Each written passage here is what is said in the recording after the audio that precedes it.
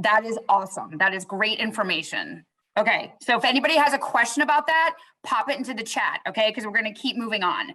That's a great tidbit. So, okay, perfect. So Craig just said 10 minutes. Awesome. So the next thing we're going to do, so that was like Appraisals 101, okay? This is what it looks like. Here's how you can read it. If you guys have questions, again, if you're newer, don't be shy. Email me directly or pop it in the chat if you have questions about the actual form, okay? So Appraisal 2.0. So I called this, Craig, throw up the slide too. What did I call this? Like the good, the bad, the ugly, the misunderstood. So we're going to go over things more in depth about the questions that we get like every day. So the good. So here are some like good questions, and this is going to be just an open dialogue between Jeff and Baret and myself. Again, questions, pop them in the chat. We're going to go over those at 12:30. So Jeff, what so great question from somebody here. It was actually Gavin Frater. What qualifications do appraisers have, like formal and informal? And basically is, why do we see some appraisers who know nothing about, an area do an appraisal in that area? So can you just take a minute or two and go through, formal and informal training, and then why does that sometimes happen? Yep. So to get an appraisal license, honestly, it's a real tough barrier to entry. You have to be an apprentice for 2 years. You have to find somebody to supervise you for 2 years, basically, making next to nothing. And then whoever's your supervisor is training you to, in essence, become his or her competition. So what's happened when the market collapsed in 2008, they increased the requirements. You had to have a college education, all this sort of education, as well as the hours of being an apprentice.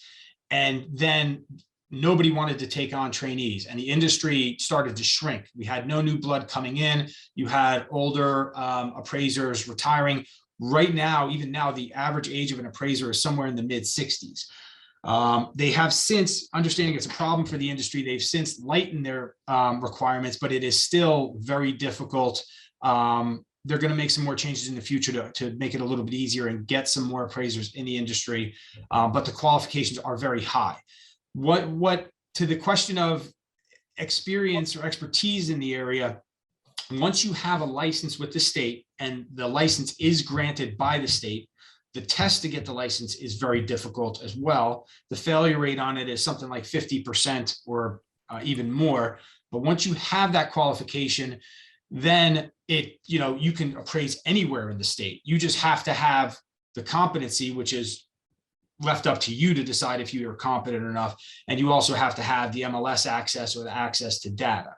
Now, typically, because each MLS system, it costs money and you have to be part of the realtors board, depending on the requirements, an appraiser will only get the MLS system in the areas that they're going to cover.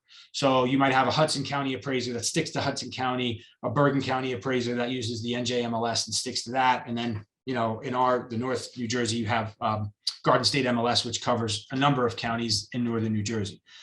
Technically, the appraiser is supposed to be, like I said, competent and qualified in the areas that they appraise, the property types they appraise. And you shouldn't have a guy from the Jersey Shore coming up to Hoboken and not having any idea about, east side of Hoboken or the west side of Hoboken.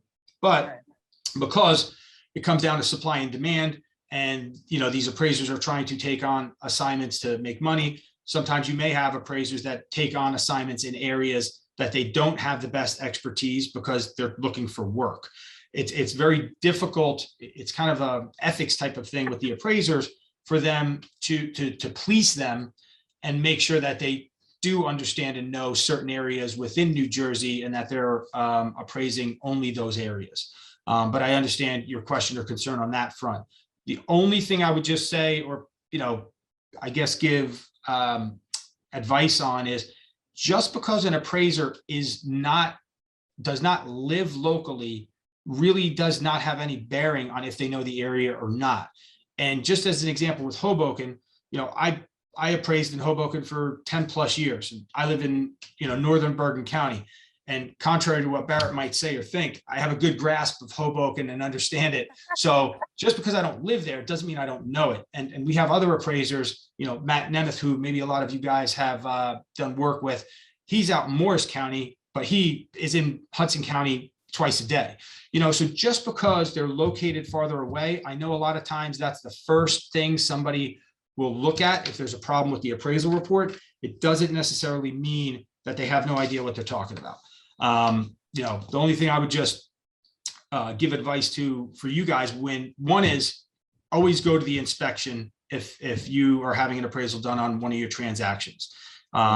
It only helps. You can also have a conversation with the appraiser there. And even if you're asking some casual questions, you may get a good idea if he knows what he's doing or not. And if you have an indication that he or she doesn't know the area, you can kind of coach them along a little bit, or point out some of the specifics. But go ahead. No, I just think that's a huge point. Is just because you don't live somewhere doesn't mean you don't know it, because we can't get Baret out of Hudson County. We've tried for years. We thought the pandemic would do it. He's dug his heels in. He said no to lovely Essex County area, but he knows Essex County, right? Because this is what we do every day. So. And Gavin, Gavin, great question. I see your follow-up question. I'm not ignoring it. We're gonna move on, and we're gonna save it. And if we can't answer it, we will absolutely send it the email included in the email at the end. Okay, the bad. So this isn't really bad. We're kind of tongue in cheek here. So Jeff, this is a great question. What are we allowed to, as an agent, what is an agent allowed to or not allowed to ask or say, like, to an appraiser? Like when they meet them at the house and they let them in, like what's appropriate and like not appropriate? And you know what I mean? Yeah. I think the gist of that question. We do have some newer agents on, and I think this is a great learning thing for them. Yep. So for one, you're going to have appraisers that have many different types of personalities, some that are open to hearing about the property or your opinion, and others who think they know it all and will immediately shut you down. To the point we were saying before about going to the inspection, I would also always advise you guys to print out comps or have whatever argument you are going to have to support whatever purchase price you came to. If the appraiser doesn't take it, okay, so what? You spent 5 minutes and wasted some time. But more often than not, that appraiser is going to take that information and potentially use that information. You can really say or explain anything outside of, I would never say, hey, we really need this value to come in because the borrower doesn't have any money outside the deposit. Or, I mean, I think you guys probably have a good idea of, go ahead. I was going to say, we're not going to tell them a sob story or something specific, because they do have a job to do, right? Like comps are great, talking about the house or pointing things out is fine. But and I know people don't want to hear this, but in today's market right now, and take it for what this is worth, agents, it doesn't matter what they're paying, right? That's what they've decided.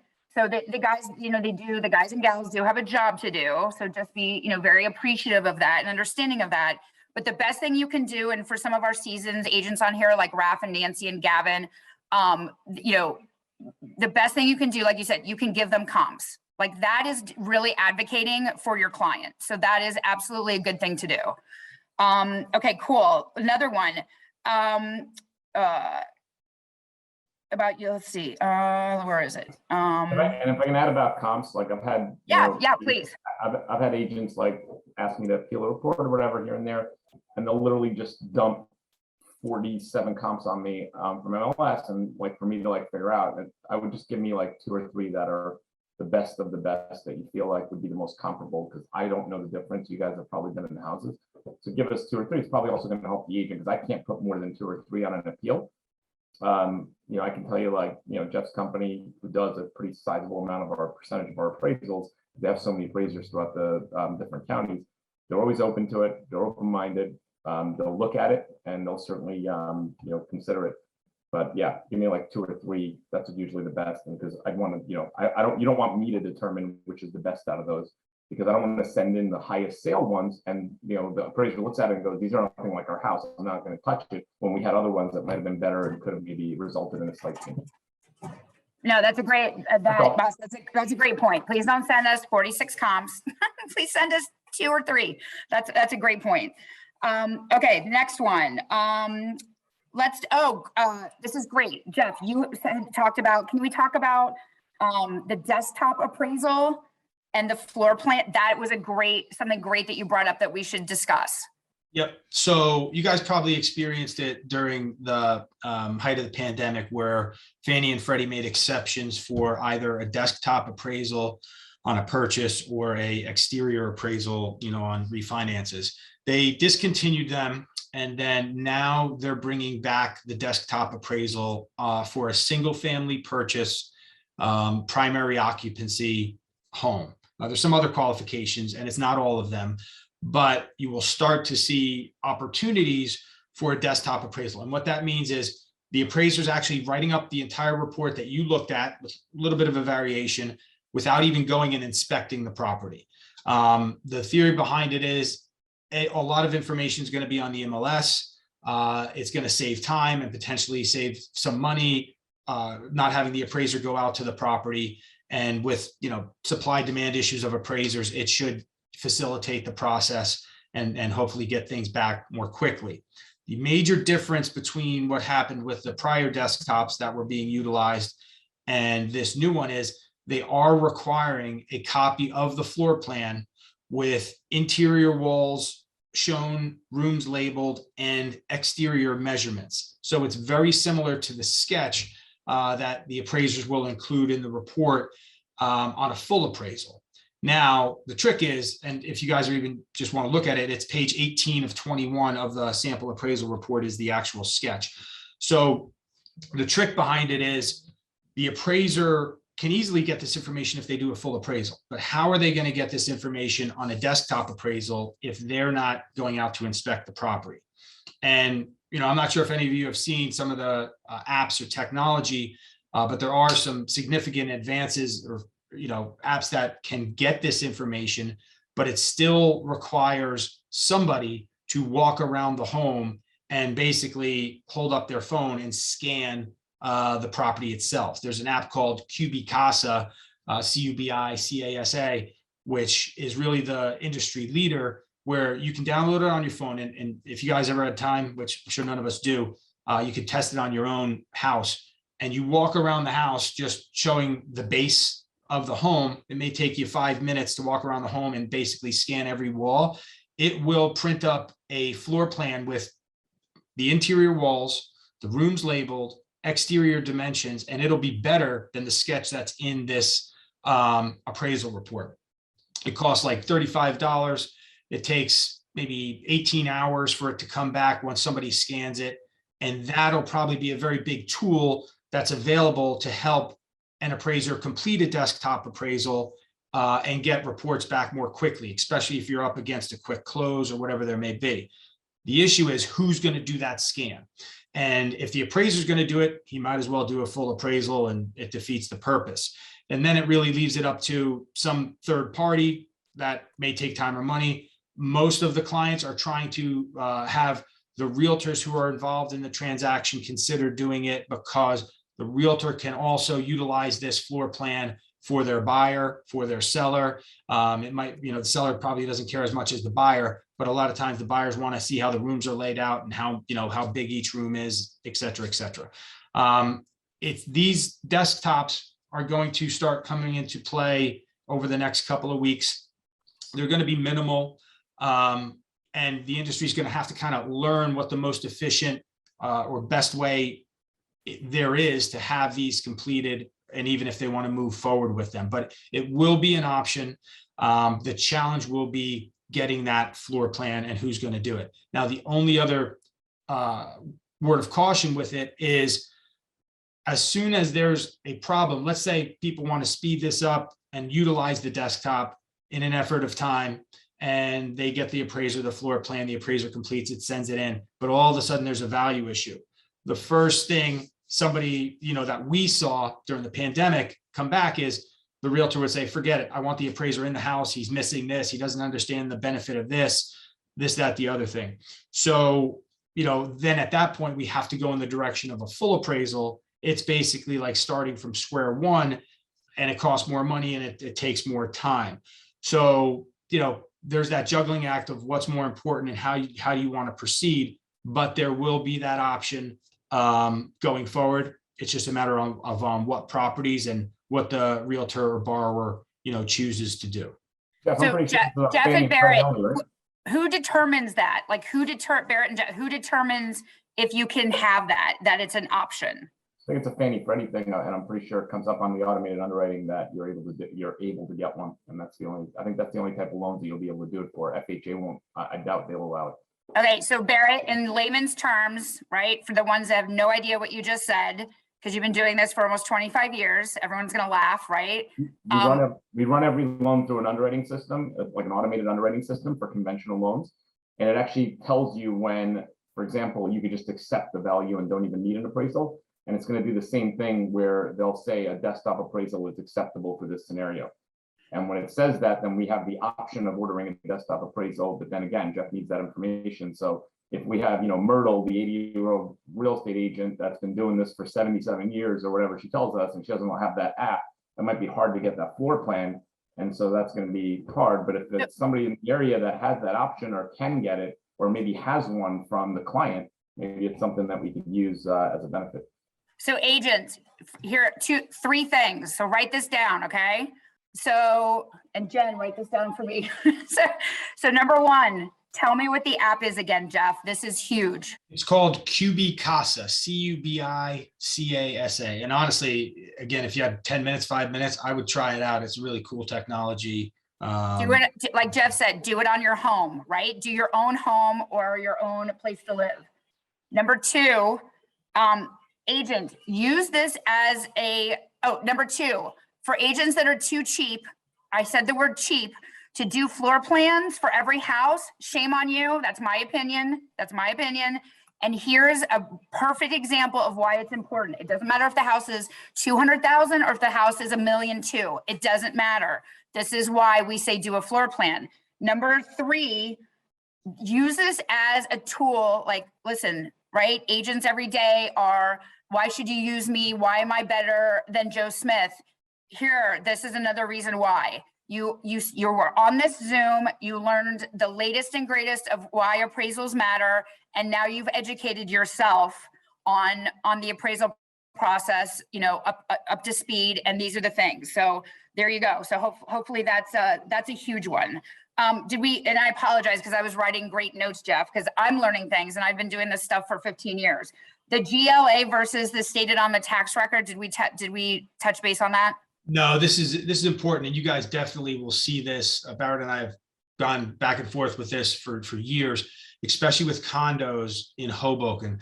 A lot of times when the appraiser has to measure a condo, they have to measure from interior wall to interior wall. And sometimes, depending on the project, the developer, how they measure it out, that developer may be going exterior wall to exterior wall, which will, add a foot here or there on each side. But also sometimes they'll include the common hallway. They might include the balcony. So we've had it where somebody on the condo docs thinks that their home is 800 square feet. The appraiser goes out there and measures it, and it actually measures 650 square feet.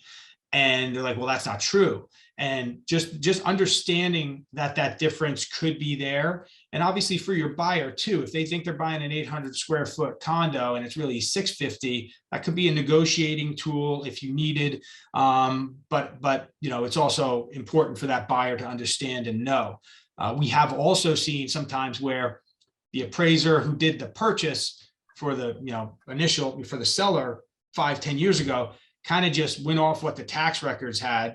And then the appraiser doing the appraisal for the new purchase actually, measures accurately. And there's a very big difference. So just to understand that is, often the case in Hoboken, and understand why, sometimes all your comps have a similar disparity between what's in the tax records and what they really are as far as size. but sometimes it's more than just, 50 square feet. And especially when you're, talking about in Hoboken and how costly the price per square foot can be on some of these things.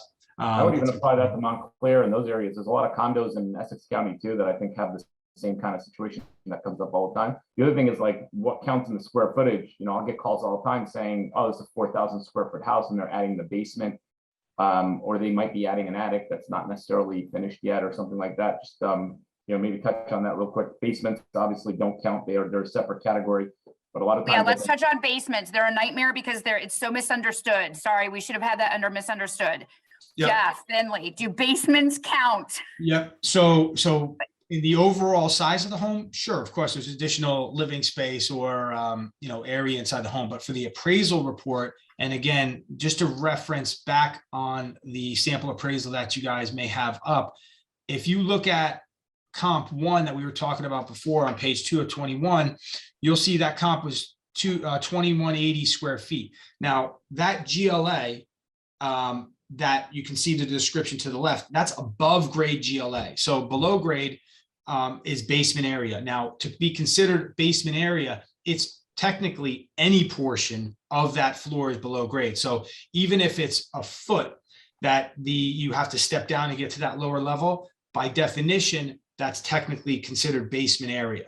Now, there are some ways that the appraiser can work around it, depending on how common it is in the area. If you're dealing with a hillside ranch sometimes, and it's like a walkout basement, there are some variants, but for our purposes, the basement goes in a separate line item, like you see in comp 1, where it's showing 1393 square feet as a basement.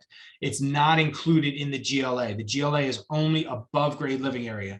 Now, with that as well, sometimes you'll have a finished attic, and kind of the determination of a finished attic versus a finished third floor that's living space is, the door, are there dormers? Is it a pitch ceiling? Is it 6.5 feet or higher? Is it heated? Is it finished like the rest of the home? And if it's considered an attic, that appraiser is going to adjust for it in a different line item, and it will not be part of that GLA. So Jeff, where this can really, sorry, this is awesome. Where this can really like help an agent, say they go on a listing appointment, and we all know, so I always laugh and say, right, tongue in cheek, right, like buyers are liars, right? Like, it's a joke, but also, people that are sellers are just like, sometimes have no sense of reality. Okay. We think our house is the most beautiful, best house in the world, and it's 4,000 square feet, even though it's 2,500.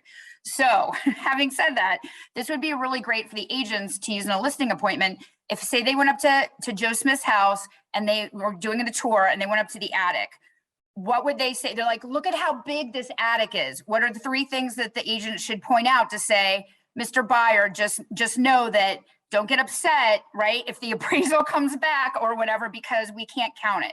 So 2 or 3 things, just to reiterate, of where they could point that out during the listing appointment, and just put a kibosh on it. Like, this is beautiful, but it's not going to count. Yeah, I mean, the appraisal will give it value, and obviously the market, will price value into that area. But just as Kim was saying, expectations, it's not going to be the same amount of value as the GLA, the first floor, second floor, or whatever there may be. That's really fully functional. Perfect. So you guys set that expectation up during your walkthrough on the, either walking through if you're a buyer's agent when you're showing houses, or on the listing appointment walkthrough. I think that's a great point. I see the questions, just keep putting them in there. We're not ignoring them. We're just going to keep going because I want to get through my points, and then I promise we'll answer everything. How about, let's see, my next one, because I'm taking notes. We went over new construction versus not new, correct? Yeah, that's just a quick point on that one. A lot of times you'll have a house that's in great shape or was renovated 5 years ago, and the neighboring property was just built ground up, brand new construction. And a lot of times they'll be looking at that property saying, well, that sold for $1.5 million. How come I'm only worth $1 million? Even though locationally they're right there and maybe even the same size, we will, and appraisers do use those new construction comps sometimes, but is it going to be the same buyer? You know, the quality, the condition or whatnot. And obviously the discount from there, trying to back it into what the subject would sell for, often they're not the best comps because of how many adjustments are going to be needed to kind of make it comparable to the condition that the subject's in. Okay, Yeah, awesome. basically, when we're trying to argue an appraisal, don't send me a brand new house if our house isn't brand new. That's kind of like, I've been told that same thing. Like, so when I send them in, like, you know, even our appraisal reviewers, before they send in for, you know, an appeal, I have to go through them. I can't go direct to Jeff with this stuff. So like, you know, it'll go through our corporate office and they have to review it. If they see that I submitted 3 brand new comps compared to a home that was maybe 8 years old, even if it's in good shape, they won't submit them. They'll actually pull different comps themselves. So, you know, just know that as an option. Jeff, can we just get into that, the whole FHA myth? I think that's a big one because a lot of people, I think that FHA appraisals are much more strict, much harder, and I think a lot of times, you know, they don't realize that the comping of the homes is the same, and the only things that kind of come into play would be just maybe some of the additional safety issues that you guys have to point out by rule. Maybe just mention. That's a great point. Very misunderstood. FHA. Yep. So an appraiser who is going to appraise something that is FHA has to have an additional certification or license. So not any appraiser can appraise an FHA property. The appraisal, like looking at the appraisal report we have here, it's the exact same thing, exact same process, exact same comps, methodology, all of that is exactly the same. The main difference is FHA's requirements to satisfy what they need are a little bit higher than a conventional loan, because obviously they're taking on more risk with, you know, less equity involved in the property. Of those requirements, you know, depending if you have a home that has well and septic, that's kind of a big deal, how far apart the well and septic may be. The major item that you're going to see is chipping and peeling paint.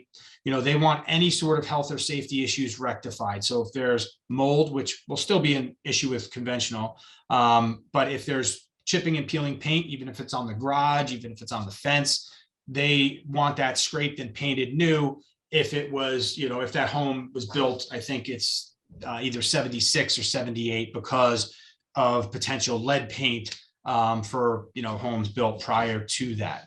That's the big thing. As far as also health and safety issues inside the home, the appraiser has to test out all of the mechanicals. And if the mechanicals are there, they need to be working. So if you have a dishwasher, laundry, you know, what else? HVAC, furnace, all that sort of stuff. We've gotten a stove. Like, I'm not going to say unless she wants to out herself on this. She's on here.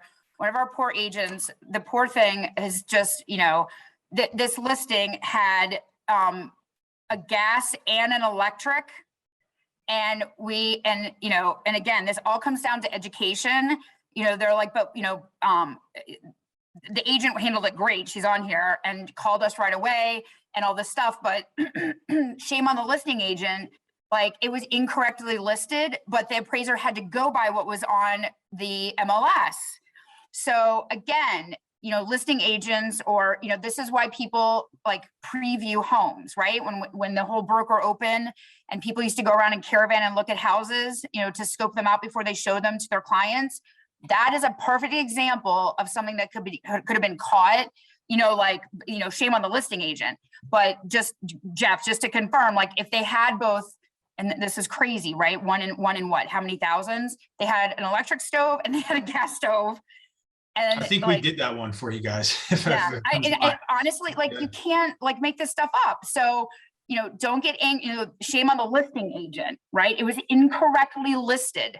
So in that case, like, what, you know, just tell everybody real quickly what we, you know, what are the options when things like that happen? Yeah. So, I mean, again, it's, if you have 2 stoves, 3 stoves, whatever there, if they are there, then technically they're supposed to be working. And I think if it was the one we did for you, one was electric, one was gas, and they had the gas shut off. You know, that is the other thing, just to go in a little bit of a different direction. Conventionally, you can get away without the utilities being on. FHA. There you go. That's utilities huge. do Say have- that one more time. Say that one more time. That's huge. Utilities have to be on for an FHA appraisal. Electric, gas, water. Conventional, you don't need to have them on. The appraiser can work around it and get away with an assumption. But with FHA, they do have to be on and working because again, they have to test all the mechanicals. That's awesome. That's great. I just wrote that down. I don't think I remembered that. Thank you. That's a huge one. Barrett, anything from our side also with FHA? Because if not, then so we have a few more Some of the other minutes. things we see are handrails, cracked like sidewalks or, driveways that could be a trip hazard.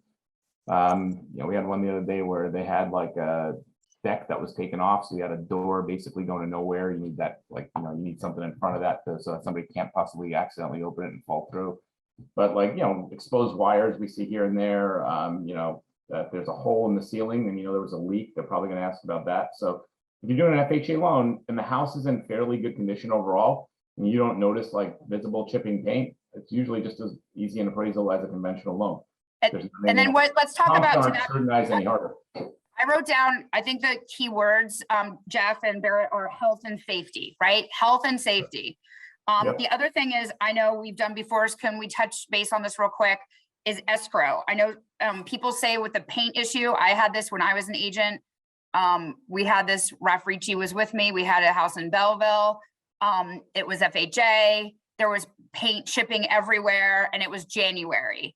And the thing is like, well, how do we repair this? Because it's freaking January. And if you paint it, it's not going to stick. So let's talk about escrow. Jeff, as it relates, or Barrett, as it relates to weather-related escrows are allowed for FHA. So if it's weather-related, they'll let you escrow the money. Jeff would have to put an estimate of the cost on the appraisal, and then we would escrow that amount. And then sometimes we'll go 1.5 times that amount, depending on the amount. But they would escrow that, and then as soon as the client verifies they did it, when it gets nicer out, we would give them their money back. And so Barrett, to your point, so the agents, the reason why I'm bringing this up is because don't get it in your head when you see, if you're on the selling side and you're representing the seller, right? Most of you on here, you do both. Don't automatically look. This is one of the reasons FHA gets a bad rap, right? Oh, pretty much everything can be addressed, right? You put money in escrow, call Barrett, call your LO, all my awesome LOs, they're all on here today. Thanks you guys for joining. But they just call them and ask, okay? Don't just assume.